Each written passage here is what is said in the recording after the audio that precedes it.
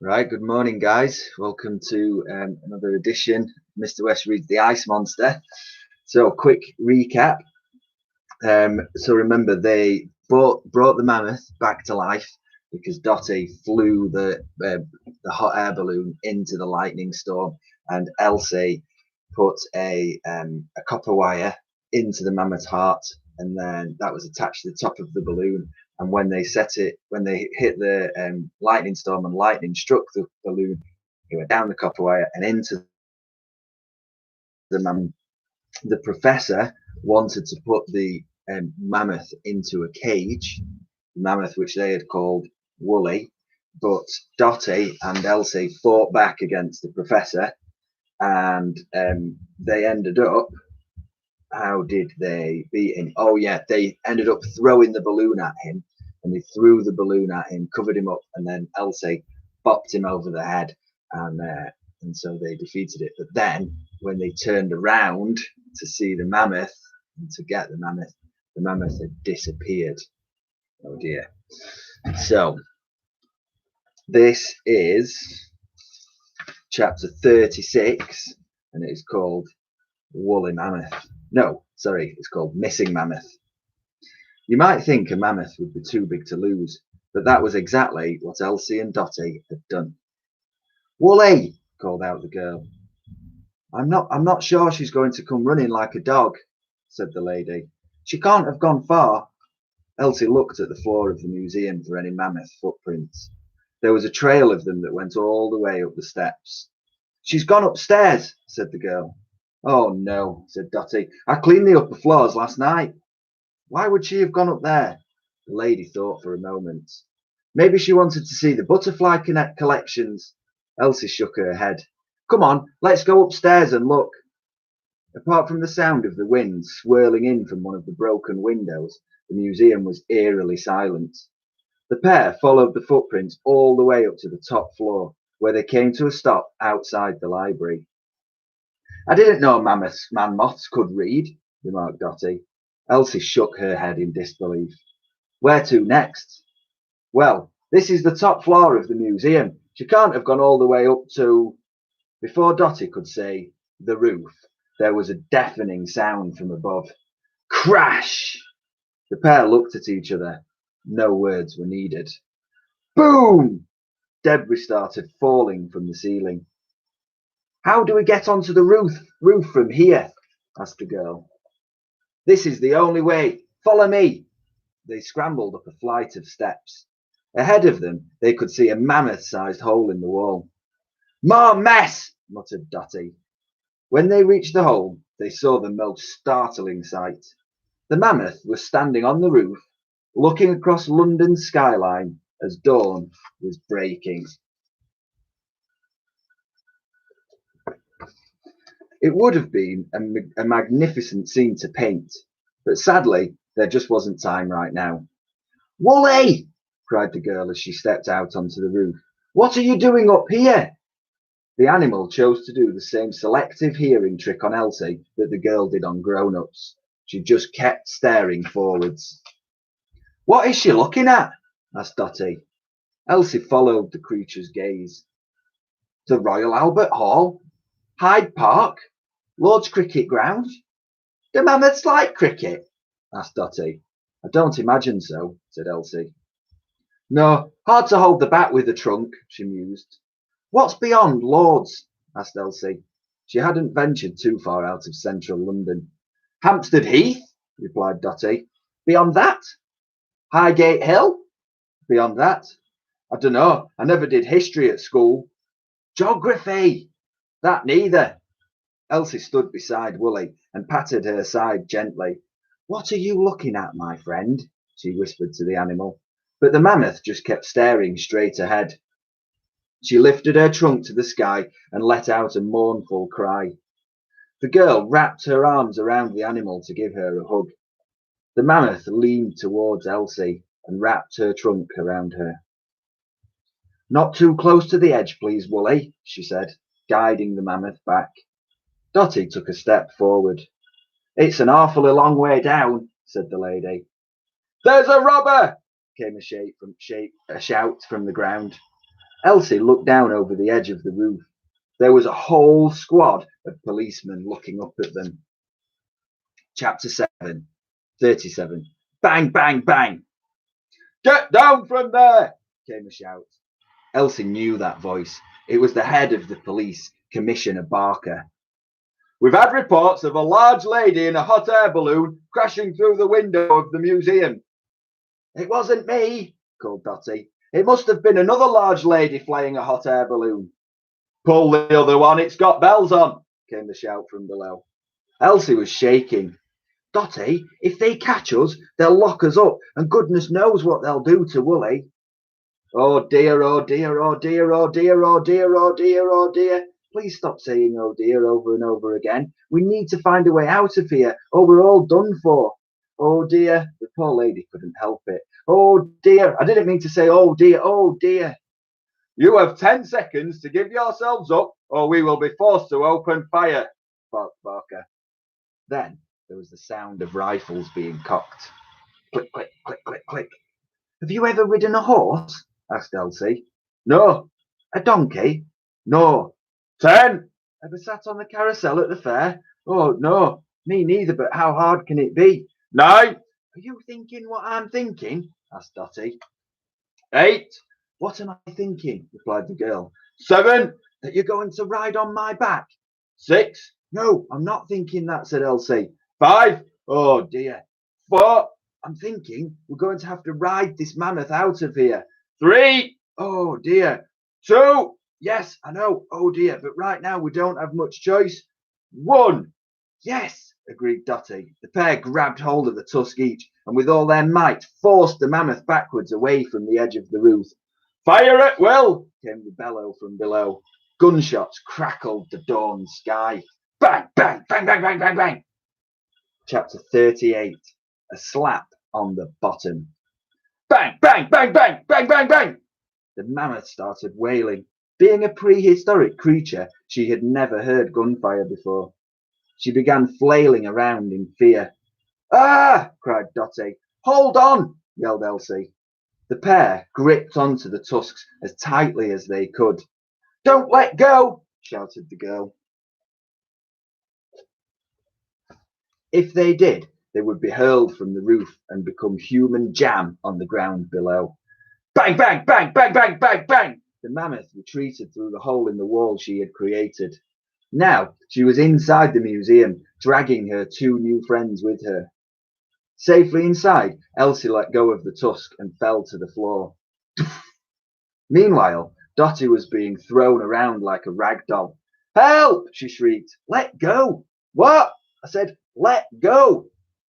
Finally, Dotty did so and fell face down. This floor needs a good polish, she remarked.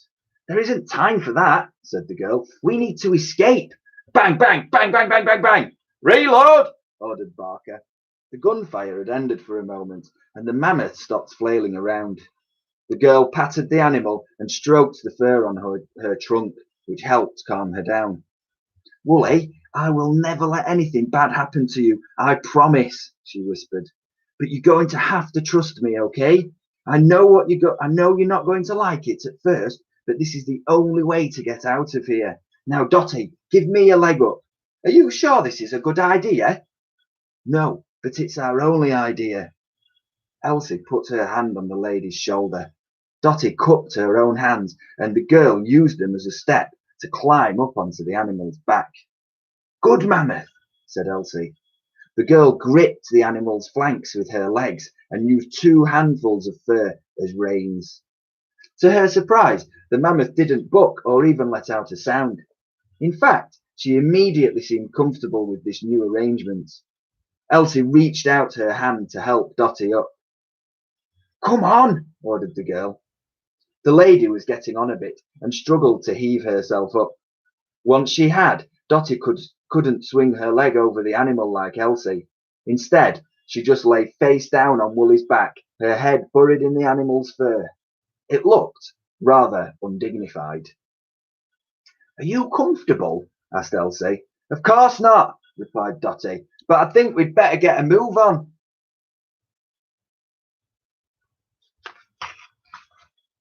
If you're sure, The girl had seen the great and the good ride their horses through the parks of London, which had given her some idea of how it might be done. So she dug her heels into the animal's sides, tugged on her fur, and ordered, "Giddy up!" Unfortunately, the mammoth didn't move an inch. "Oh dear," muttered Dotty unhelpfully. "Dotty?" asked the girl. "Yes, child. Would you mind giving our prehistoric friend a little pat on the bottom? If you're sure. Just as gently as you can, just to see if we can make a move." "Understood." When the lady did as she was asked, she raised her hand a touch and brought it down on the animal's rear end. Slap! Woo! Instead of a nice gentle trot, the mammoth went straight into a gallop. "Woohoo!" cried Elsie as they charged down the stairs.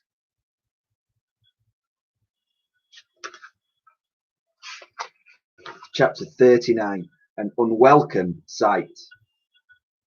Poor Dotty was thrown up and down each step the mammoth took. Pound, pound, pound. Oof, oof, oof. As they rode down the staircase on Woolly's back, Elsie and Dotty were met by an unwelcome sight. The professor had come too. Now he was sitting straight in his wheelchair at the bottom of the stairs with the dart gun in his hand. "You should have hit me harder," he purred. "I wish I had now," replied Elsie. Because of her undignified position, slumped over the back of the animal with her face buried in Woolly's fur, Dotty was struggling to keep up with what was going on. "Oh no, not him again," she remarked. "Prepare to die, both of you," said the professor. He pointed the gun straight at Dotty's bottom.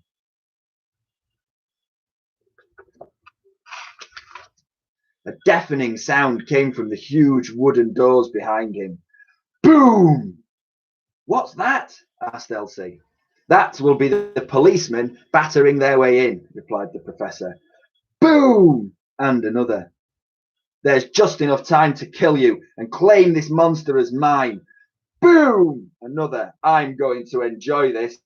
Boom! Behind the professor, the doors to the museum burst open. Smash! Shards of wood flew into the air. The battering ram, which was a huge log on wheels, was going at such a speed the policeman couldn't stop it.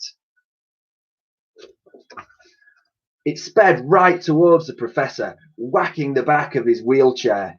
Poof! Ah! The force of the whack sent the man shooting across the floor. Whiz! He crashed straight into the glass of stuffed apes. Bang! The professor was thrown up and out of his wheelchair. Pow! And smashed through the glass. Shatter! Knocked out cold, he landed right between two of the apes. With his mouth wide open, he could have passed for one of them. All this commotion startled the mammoth, who let out a giant "woo!" Elsie patted the animal and said, "Whoa there, Woolly." It was no use. The mammoth began charging towards the line of policemen at the door. The officers all cried out, "Help! No! I don't believe it! It's alive! The ice thingy mummy! A real life monster! I ain't done no training for monsters! I want paid overtime for this! My ma said I had to be back for breakfast!" As they leapt out of the way of the rampaging beast, Elsie and Dotty held on for their lives, and the mammoth galloped out of the museum. "After them, you fools!" snarled Parker. "That monster is the property of the Queen. We must bring it back, alive or dead." Chapter 40. Chocolate Balls. Woolly was way too fast for the policeman. By the time they had scrambled to their feet, the mammoth was long gone. The creature galloped out of the grounds of the Natural History Museum and charged down the road. Woo! Try as she might, Elsie could not get the animal to slow down. Poor Dotty was thrown around on the back of the mammoth. Oof, oof, oof. London was waking up, and a handful of market stall holders were wheeling their produce along the snow-covered roads. "Mind me plums!" shouted one as his barrow of fruit was trampled underfoot. "Watch me nuts!" yelled another as his roasted chestnuts were sent flying. "You've crushed my chocolate bows!" hollered a familiar voice. "That must be Raj," remarked Dotty. Who? asked Elsie. Raj. He sells sweets here at the market, replied Dotty. She called out to him. Hello, Raj. The man smiled and waved. Oh, hello, Mrs. Dotty, my favourite customer. I have some half-chewed licorice on special offer today. I can't stop, Raj. And feel free to come back with that huge, furry, long-nosed donkey of yours for a sugar lamp. She's a mammoth. She's very big for a moth. Still, the mammoth galloped through the snow. Where's she taking us? asked Dotty. I don't know, replied Elsie. But wherever we're going to get there fast. With some difficulty, Dotty lifted her head to see for herself. North, she exclaimed. We're heading north. Always north, replied the girl. Up ahead, Elsie saw the sandwich board man she'd met outside the Natural History Museum. On spotting the mammoth charging towards him, he shouted, The beast is alive! The end is nigh! Your end will be nigh if you don't get out of the way, shouted Elsie. By tugging on the mammoth's fur, the girl just managed to make her swerve past him. The end is not quite nigh, he shouted as they galloped past.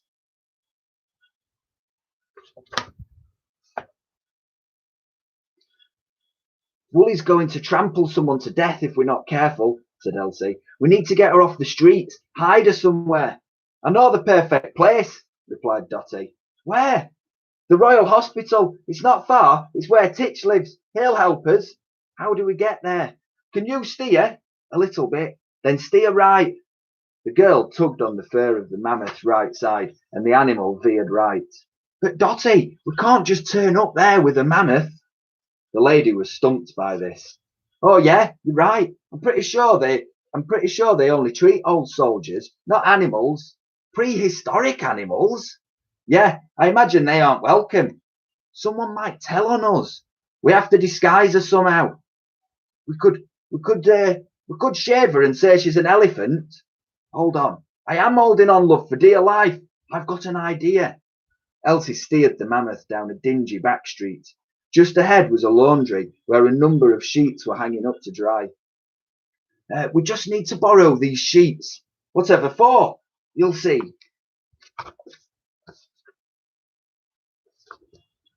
Chapter 41. Good Eye. It's a what? Roared the guard at the gate of the Royal Hospital. He was a fearsome old soldier, a sergeant major no less, with a chest full of medals on his scarlet coat. He sported a monocle on his left eye and an eye patch on his right. It's a brand new, top-secret tank, replied Elsie, gesturing at the mammoth hidden under some sheets. Balderdash! It's not balderdash. It's a brand new weapon for Private Thomas. Titch Thomas? Yeah, that's him, the shortish one. Shortish is an understatement, chortled the sergeant major. Titch is so tiny, it gets mistaken for a toy soldier. Dotty started to look angry. She didn't appreciate hearing the love of her life spoken about in this manner. He may be small, but he's perfectly formed. Titch is 73 if he's a day, replied the sergeant major, and his feet wouldn't reach the pedals. What on earth does he need this contraption for?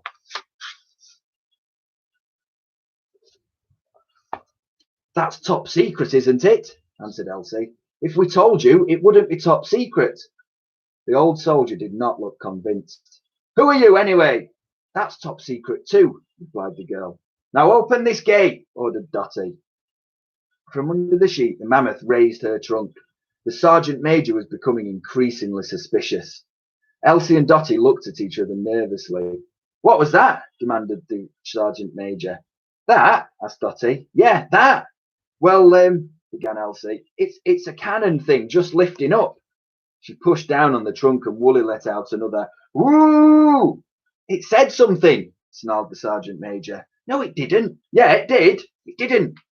It did. It was me, chimed in Dotty. I was looking at you the whole time, said the soldier. From the good eye? Yeah, from my good eye. Your face didn't move.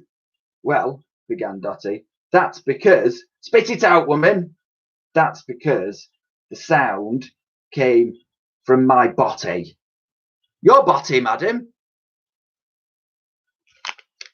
Right, we will leave it there for today.